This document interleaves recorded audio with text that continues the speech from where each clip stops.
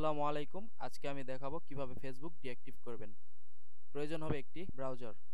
তো আমি Google Chrome থেকে দেখাচ্ছি।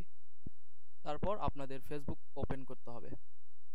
ফেসবুকে আসার পর আপনার ফেসবুক প্রোফাইলে আসতে হবে। আসার পর আপনাদের সেটিং এবং প্রাইভেসিতে যাইতে হবে। সি তারপর এখানে ক্লিক করতে হবে see more in account sentry.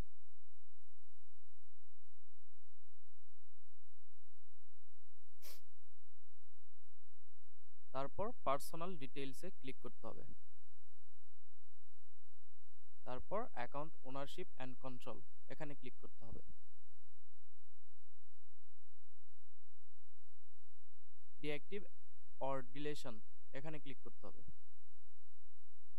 Profile select করতে হবে এবং এখানে ডিঅ্যাক্টিভ অ্যাকাউন্ট, ডিলিট অ্যাকাউন্ট দুইটা অপশন আছে। আপনি যদি ডিলিট করতে চান তাহলে এই অপশনটি ক্লিক করবেন, আর যদি ডিঅ্যাক্টিভ করে রাখতে চান তাহলে এখানে ক্লিক করে রাখবেন, রেখে কন্টিনিউ করবেন।